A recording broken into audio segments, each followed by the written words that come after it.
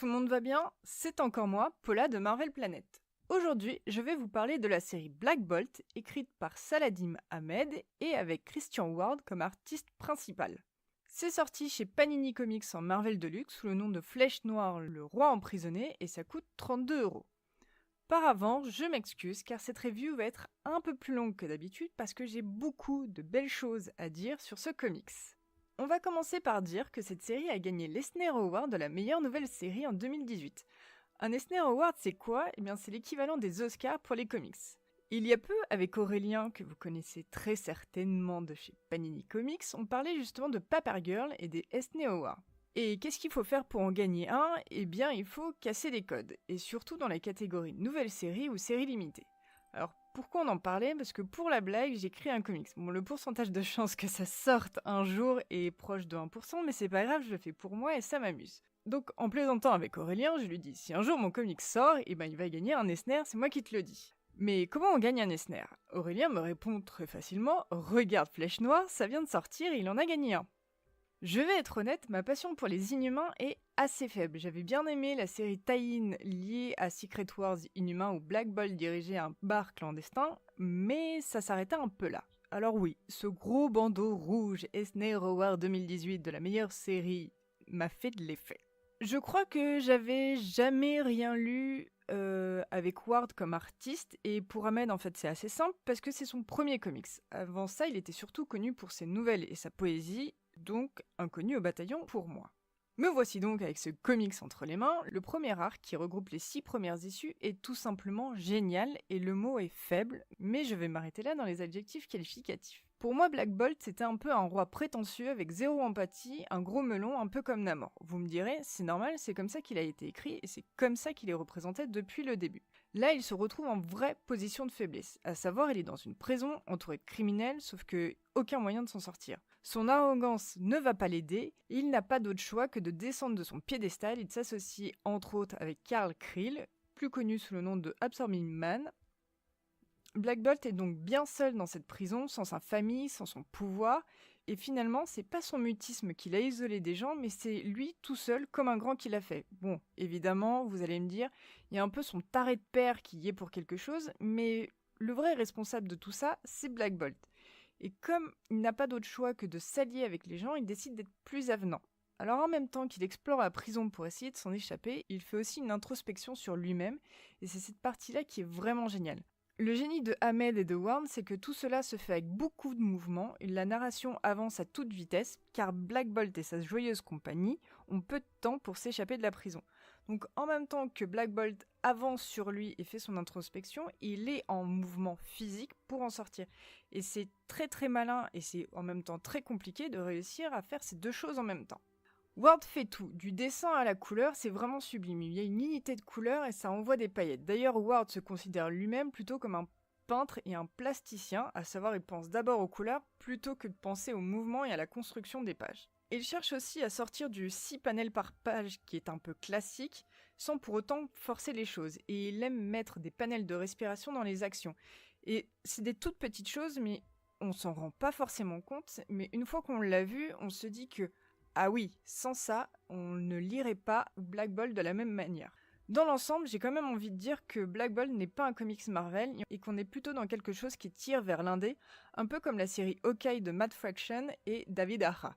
On ne lit pas une histoire de super-héros, on lit une histoire humaine. Le second arc présent dans ce Marvel Deluxe est un peu moins fifou, surtout le début parce que là ça ressemble un peu plus à du Marvel et qu'il faut chercher à raccrocher les wagons avec les autres séries Inhumains, notamment Royal. Et c'est sur la fin avec la lutte intérieure et psychique qu'on reprend du plaisir. A noter que Stephanie Hans et Fraser Irvine viennent prêter main forte à Christian Ward pour quelques pages. Alors tout cela est évidemment très beau et le changement de style ne choque pas parce qu'il sert à la narration.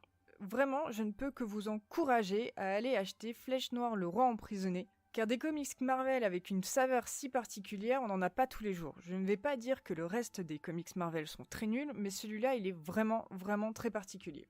Voilà pour ce qui est de la review. Pour le reste de ce qui va venir, je vous invite à vous diriger sur YouTube et à chercher donc ce Corpse Talk dédié à Flèche Noire, le roi emprisonné, parce que je vais parler de certaines cases et ce sera mieux si vous les avez sous les yeux. Si vous restez sur votre appli de podcast, je vais essayer d'être le plus clair possible. Je ne sais pas si vous connaissez la chaîne YouTube Street Panel Naked. Le but de cette chaîne YouTube est d'analyser des pages de comics comme on pourrait analyser des plans de films. C'est en anglais, mais c'est vraiment très intéressant. En plus de sa chaîne YouTube, Hassan a un web fanzine qui s'appelle Panel by Panel et un de ses numéros était dédié à Black Bolt. Et dedans, il y avait des interviews de Ahmed et de Ward. Et ces interviews m'ont permis d'apprendre plusieurs choses, notamment qu'on a tendance à oublier que l'artiste est aussi un peu un scénariste. Dans la première issue, on voit Black Bolt explorer la prison et en même temps on comprend que Maximus lui a joué un mauvais tour et qu'il l'a remplacé. Le script de Ahmed était au final assez classique, on va dire, c'était un panel, une information, et c'est Ward qui a décidé de faire une pleine page où les escaliers donnent à la fois l'impression que Black Bolt se balade réellement dans la prison, mais aussi nous donne le sens de lecture de cette page et nous permet de comprendre l'action entre les arches. Entre nous, Ahmed, il a rajouté des cases de voix off à chaque fois, et avec 2 fois moins de voix off, la page aurait fonctionné de la même manière parce que vraiment, Ward a réussi sa narration. Dans ce panel by panel, Hassan analyse aussi l'utilisation des noirs et de l'effet recherché. Toujours dans l'issue 1, il y a une succession de 3 panels où on voit Black Bolt avec un masque de prisonnier.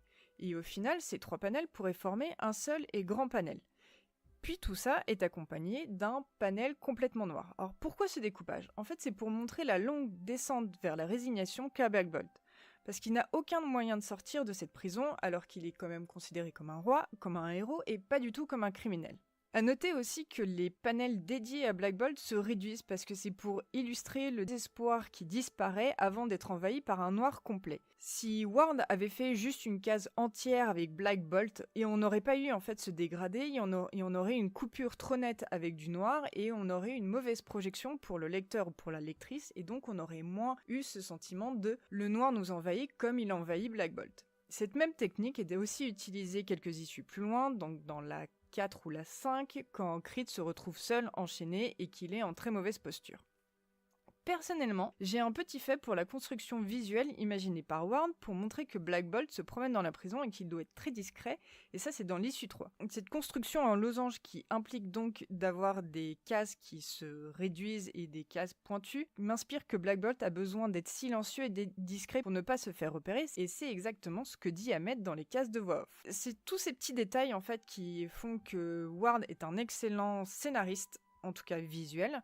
C'est aussi pour ça que les comics sont à la fois des histoires qui sont à lire mais à voir, et que c'est écrire un comics et le dessiner et le concevoir, c'est très particulier. J'aime beaucoup la chaîne donc Street Panel Naked et j'aime aussi beaucoup le webzine Panel by Panel. Alors c'est beaucoup plus facile de apprécier quand on a lu le comics qui est présenté. Vraiment, si vous pouvez lire l'anglais et si vous avez envie d'en savoir plus, je vous conseille ces 2 choses parce que c'est vraiment très agréable.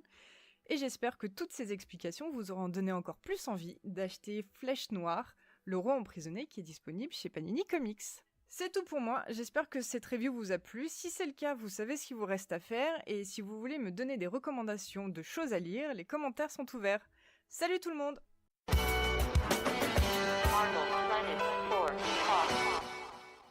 Si vous avez aimé cet épisode, vous pouvez retrouver l'intégralité des podcasts MCU Talk et Corpse Talk sur iTunes, Spotify et autres. N'hésitez pas à nous dire ce que vous en avez pensé grâce aux étoiles et aux commentaires. Et bien évidemment, vous pouvez nous retrouver sur Twitter à @MarvelPlanet. À bientôt!